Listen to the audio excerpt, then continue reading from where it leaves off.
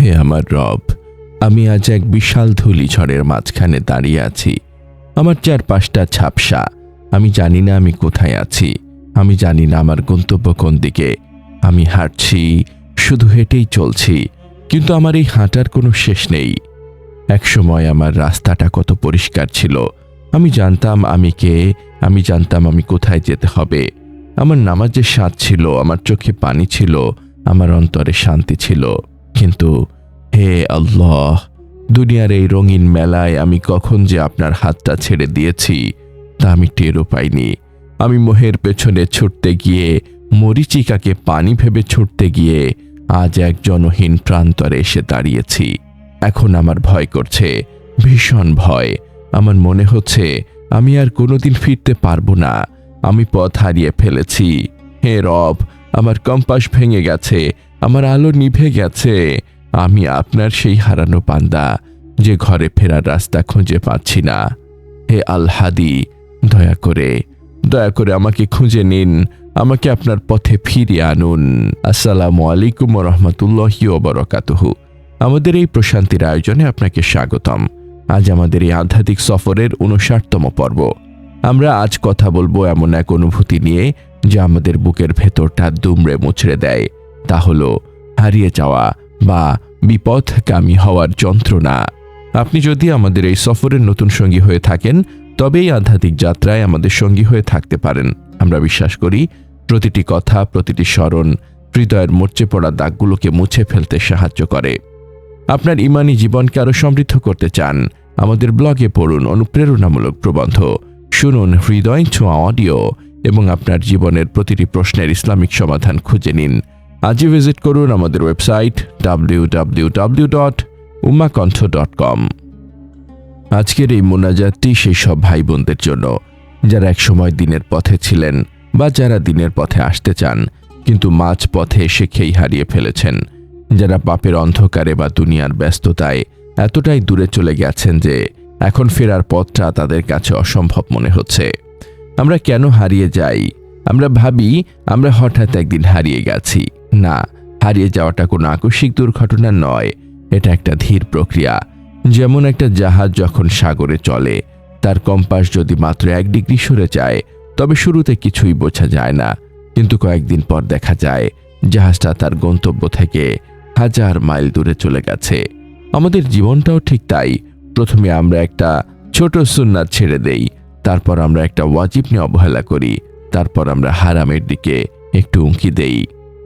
এভাবেই 1 degree 2 degree করে সরতে সরতে একদিন আমরা আবিষ্কার করি আমরা আর মুমিনদের সেই কাফেলায় নেই, আমরা একা। হারিয়ে যাওয়ার সবচেয়ে বড় লক্ষণ কি জানেন? তা হলো গন্তব্য ভুলে যাওয়া। আল্লাহ তাআলা কোরআনে এই অবস্থার ভয়াবহ বর্ণনা দিয়েছেন। আর তোমরা তাদের মতো হইও না যারা আল্লাহকে ভুলে গেছে, ফলে আল্লাহ তাদেরকে নিজেদেরকেই ভুলিয়ে দিয়েছেন। সূরা আল হাশর আয়াত 19।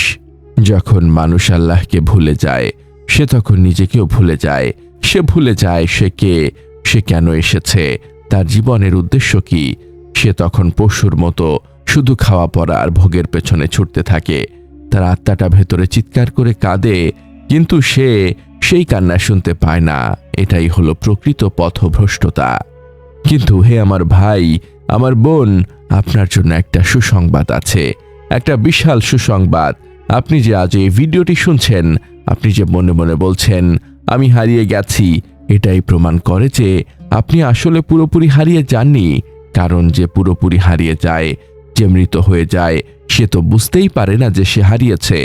সে তো তার এই বিপথগামিতা নিয়েই খুশি থাকে। শয়তান তার কাজগুলোকে তার কাছে সুন্দর করে দেখায়, কিন্তু আপনার অন্তরে যে কষ্ট হচ্ছে, আপনার বুকে যে হাহাকার জাগছে, এটা হলো আল্লাহর পক্ষ থেকে পাঠানো একটি সিগন্যাল। এটা আপনার ইমানের ধিকি ধিকি জ্বলতে থাকা আগুন। আপনার রব আপনাকে ডাকছেন। তিনি আপনার অন্তরে এই অনুশোচনা জাগিয়ে দিয়েছেন, কারণ তিনি আপনাকে ফিরিয়ে আনতে চান।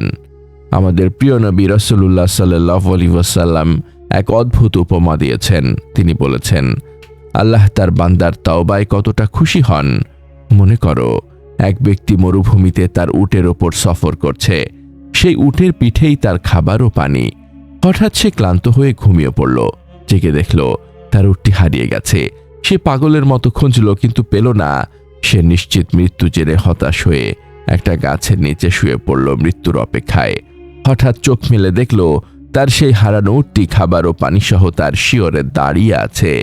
সে খুশিতে এতটাই আত্মহারা হয়ে গেল যে সে বলে ফেলল, হে আল্লাহ, আপনি আমার বান্দা আর আমি আপনার রব। সে অতি আনন্দে ভুল বলে ফেলল। রাসূল সাল্লাল্লাহু আলাইহি ওয়াসাল্লাম বললেন, তোমাদের কেউ যখন হারিয়ে যাওয়ার পর আল্লাহর দিকে ফিরে আসে তখন আল্লাহ ওই ব্যক্তির চেয়েও বেশি খুশি হন। সহিহ মুসলিম 2747। আল্লাহু আকবার। আপনি ভাবছেন আমি এত দূরে চলে গেছি, আল্লাহ কি আমাকে আর নেবেন? আর আল্লাহ অপেক্ষা করছেন কখন আপনি ফিরবেন। তিনি আপনার উপর রাগ করে নেই, তিনি আপনার অপেক্ষায় আছেন। তাহলে এই হারিয়ে যাওয়া পথ থেকে ফিরে আসার উপায় কি? কিভাবে আমরা আবার সিরাতুল মুস্তাকিমে উঠব? স্বীকারোক্তি। প্রথম কাজ হলো থামুন আর দৌড়াবেন না। নিজেকে বলুন, আমি ভালো নেই, আমি ভুল পথে আছি। রোগী যদি স্বীকারই না করে যে সে অসুস্থ, তবে ডাক্তার তাকে বাঁচাবে কিভাবে? আল্লাহর সামনে দাঁড়িয়ে বলুন, রব্বানা জালামনা আনফুসানা, হে আমাদের রব, আমরা নিজেদের ওপর জুলুম করেছি। সূরা আল আরাফ আয়াত 23। এই স্বীকারোক্তিটাই আপনার ইউটার্ন। আল্লাহ নামের কম্পাস। যখন কেউ বনে হারিয়ে যায় সে কি খোঁজে? একটা কম্পাস বা ধ্রুবতারা। আপনার কম্পাস হলো কোরআন এবং নামাজ। আপনার মন বসুক বা না বসুক, আপনি জোর করে যায় নামাজে দাঁড়ান, শয়তান বলবে, তুমি তো ভণ্ড, এখন নামাজ পড়ে কি হবে? আপনি শয়তানকে বলুন, আমি ভণ্ড হতে পারি কিন্তু আমার রব তো সত্য, আমি তার কাছেই যাব। নামাজ হলো সেই রশি যা আপনাকে টেনে ডাঙায় তুলবে।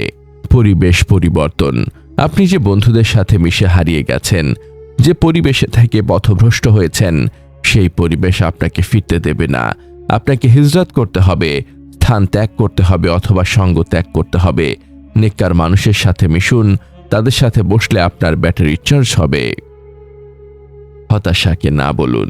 ইবলিসের সবচেয়ে বড় অস্ত্র হলো আপনাকে বোঝানো যে অনেক দেরি হয়ে গেছে, তোমার পাপ অনেক বেশি, তুমি আর ফিরতে পারবে না। এটা মিথ্যা, ডাহা মিথ্যা। ফেরাউন ডুবে যাওয়ার আগ মুহূর্ত পর্যন্ত তওবার সুযোগ পেয়েছিল, আর আপনি তো মুমিন। আল্লাহ বলেছেন, আর আল্লাহ যাকে পথ দেখান তাকে পথভ্রষ্ট করার কেউ নেই। সূরা জুমার আয়াত 37।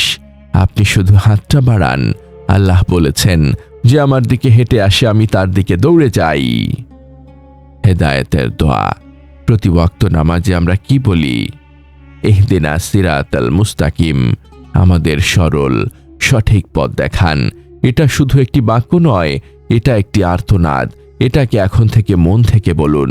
সেজদায় গিয়ে কাঁদুন আর বলুন, ইয়া মুকাল্লিবাল কুলুব, হে অন্তর পরিবর্তনকারী, আমার এই হারানো অন্তরটাকে আপনার দিকে ঘুরিয়ে দিন। হে আমার ভাই, হে আমার বোন, হারিয়ে যাওয়াটা লজ্জার, কিন্তু হারিয়ে গিয়ে সেখানেই বসে থাকাটা বোকামি। আপনার রব আল গফুর, আপনার রব আল ওয়াদুদ, তিনি আপনার মলিন চেহারা, আপনার ধুলোমাখা শরীর দেখে ঘৃণা করবেন না। তিনি আপনাকে পরিষ্কার করে বুকে টেনে নেবেন।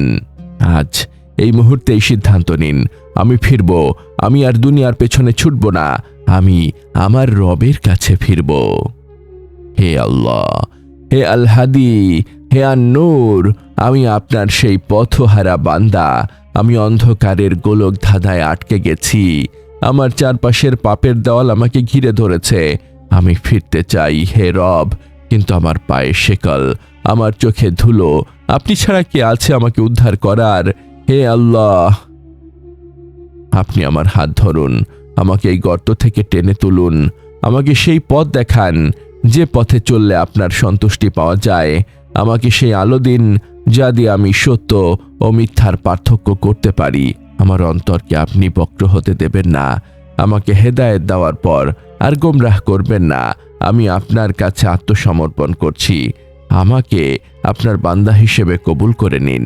আমাকে আপনার পথে, আপনার ঘরে, আপনার ভালোবাসায় ফিরিয়ে আনুন। হে আমাদের রব, আপনি আমাদের হেদায়েত দান করার পর আমাদের অন্তরগুলোকে আর বক্র করে দেবেন না এবং আপনার পক্ষ থেকে আমাদের রহমত দান করুন। নিশ্চয়ই আপনি মহাদাতা। আমাদের এই মহৎ বার্তা ছড়িয়ে দিতে এবং ইসলামের আলোকে প্রতিটি হৃদয়ে পৌঁছে দিতে অনুগ্রহ করে এই প্রচেষ্টাকে সাবস্ক্রাইব করে আমাদের সাথেই থাকুন। আপনার প্রতিটি অনুসরণই আমাদের এই পথ চলাকে আরো বেগবান করবে। আমিন ইয়া রাব্বাল আলামিন।